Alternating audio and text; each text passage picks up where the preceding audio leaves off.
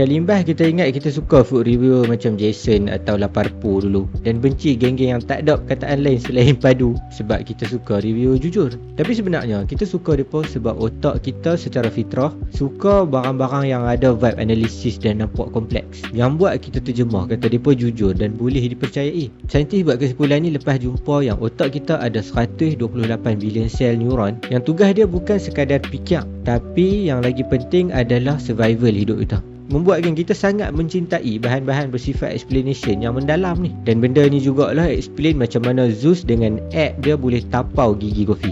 Pertembungan dua franchise untuk geng-geng M40 yang bermazhab kopi adalah ubat penting untuk teruskan hidup. Sebelum Zeus masuk, gigi ikon kopi berpatutan yang sedap, antitesis kepada tycoon Starbucks dan Coffee Bean.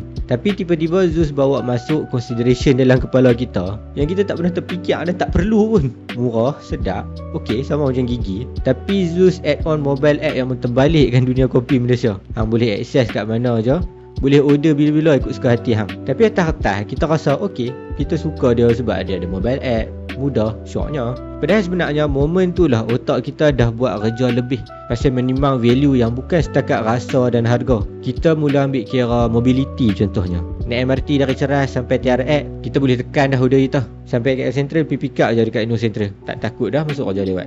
Survive. Atau kita tak payah overthinking, fikir apa saya nak bagi hadiah apa dekat member kita. App Zeus dah ting, noti masuk, remind birthday office mate hang atau cikgu ke atau lecturer hang ke. Dia pun suka kopi, so transfer kat dia kredit kopi. Settle masalah nak fikir hadiah birthday.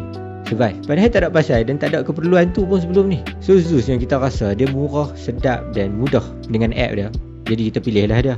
Tapi dia dah hack belakang kepala kita untuk kita ambil kira beyond elemen tu semata, untuk come out dengan satu penilaian atau rating yang bukan simply based on murah dan sedap saja, tapi consider segala konflik ketagihan kopi waktu nak pergi kerja, pengalaman, kesuntukan masa, kemudahan bonding di zaman 2025. Terus gigi simply hilang loyal customer dia yang mempertahankan ketuanan gigi di awal kemunculan Zeus. Even untuk yang masih berpendapat kopi gigi lagi sedap daripada kopi Zeus pun, tapi tetap dia tekan Zeus di iPhone 13 Pro Max loan 7 tahun Selcom Digi dia di malam raya. Sebab selain Zeus available di 1000 daerah, otak kita dah siap analisis kenapa dia berbaloi dan bernilai untuk kita. So Zeus tahu pilih menu yang gladi ke, pembalik ke, oren bancuh ke, macam Bandung soda ke. Beribu orang dah bersedia nak ambil risiko dan nak analisis dan nak paksa otak dia bekerja lebih untuk bagi rating masing-masing tentang tahap kesedapan dan keberbaloian menu baru Zeus tanpa dibayar Zeus, malah membayar kepada Zeus